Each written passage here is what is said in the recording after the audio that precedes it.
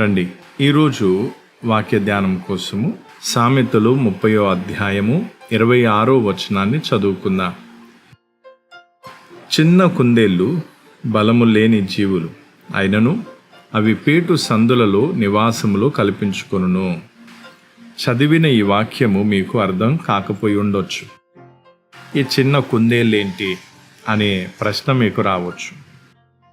ఇవి ఎలుక జాతిలోని ఒక జంతువులై ఉన్నాయి. ఇవి మన భారతదేశపు ఎలుకల కంటే కొంచెం పెద్దవిగా ఉంటాయి. అలాగే ఇవి కుందేళ్ల వలె కనిపిస్తాయి. మరియు ఇవి బహు బలహీనమైన జంతువులై ఉంటాయి. అందుకే వీటి గురించి బలము లేని జీవులు అని వాక్యంలో వ్రాయబడి ఉంది. కొంచెం పెద్దవిగా కనిపించినను అంత బలమైనవి కావు. మరియు అవి తమ శక్తి సహాయంతో శత్రువు నుండి తమను తాము రక్షించుకొనలేవు, బలహీనమైనవి. కానీ సృష్టికర్త అయిన దేవుడు ఈ బలహీన జంతువులకు చక్కని జ్ఞానమును, మంచి బుద్ధిని అనుగ్రహించి ఉన్నారు. అందువలన అవి ఇతర క్రూరమైన జంతువుల మధ్యలో నివసించుచున్నప్పటికీ తమను తాము ఎలా కాపాడుకోవాలో ఆ జ్ఞానం వాటికి ఉన్నది. మరియు అవి నివసించే ప్రదేశం, దాగు చోటు ఏంటంటే పర్వతాలలో లోపల పేటు సందులలో అవి దాగుకుంటాయి లేదా నివసిస్తాయి. అవి రాళ్ళను తమకు నగరముగా చేసుకొని అక్కడికి ఏది వచ్చి వాటిపై దాడి చెయ్యలేని విధముగా అవి వాటి యొక్క నివాసాన్ని ఏర్పరచుకుంటాయి. ఈ రాళ్లను బద్దలు కొట్టుకొని మేము దాగి ఉన్న చోటికి ఏ జంతువు కూడా వచ్చి మాకు ఏ హాని చేయకుండా ఉండాలి అనే ఉద్దేశంతో అవి ఈ విధంగా నివాసాన్ని ఏర్పరచుకుంటాయి.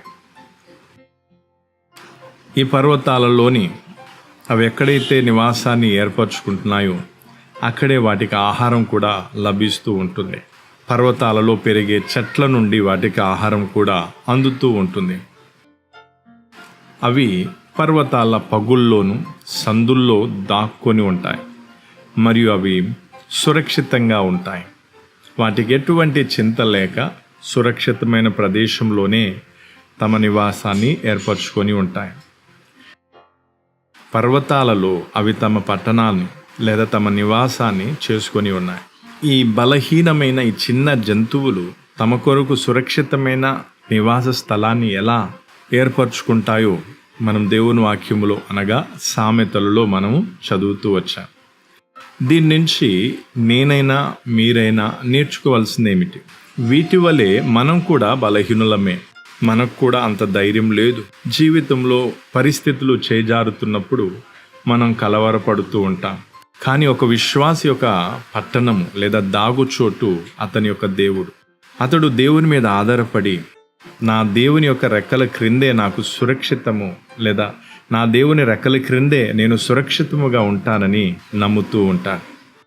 దేవుని వాక్యంలో మనము చదివినట్లయితే యెషయా గ్రంథము 33:15-16 వచనాలు. నీతిని అనుసరించి నడుచుచు యథార్థముగా మాటలాడుచు నిర్బంధన వలన వచ్చు లాభమును ఉపేక్షించుచు లంచం పుచ్చుకొనకుండా తన చేతులను మలుపుకొని హత్య అను మాట వినకుండా చెవులు మూసుకొని చెడుతనము చూడకుండా కనులు మూసుకొని వాడు ఉన్నత స్థలమును నివసించును. పర్వతములలోని శిలలు అతనికి కోటయగును. తప్పక అతనికి ఆహారం దొరుకును. అతని నీళ్లు అతనికి శాశ్వతముగా ఉండును. దేవుని యొక్క ప్రజలు దైవ భయము కలిగి జీవిస్తారు. 15వ వచనాన్ని మనం చదివినట్లయితే నీతిని అనుసరించి నడుచుచు యథార్థముగా మాటలాడుచు నిర్బంధన వలన వచ్చు లాభమును ఉపేక్షించుచు లంచం పుచ్చుకొనకుండా తన చేతులను మలుపుకొని హత్య అను మాట వినకుండా చెవులు మూసుకొని చెడుతనము చూడకుండా కనులు మూసుకునివాడు ఉన్నత స్థలమున నివసించును. ఇక్కడ నీవు నేను గ్రహించవలసిన విషయం ఏమిటంటే, నా దేవుడు నాకు కోటగా ఉన్నాడా? నా నమ్మకము నా బలమై ఉన్నాడా? లేదా నేను నా తెలివితేటలను నా బలాన్ని నమ్ముతున్నానా? లేక నా నమ్మకము దేవుడేనా అని మనని మనం ప్రశ్నించుకోవాలి. ఎలాగైతే ఈ చిన్న కుందేళ్ళు బలహీనమైనవి, కానీ బండ మాత్రం బలమైనది. అందుకే అవి అక్కడికి వెళ్ళి వాటికి నివాస స్థలముగా చేసుకున్నాయి. మనకు మన జీవితం ఎందుకు కష్టంగా అనిపిస్తుంది?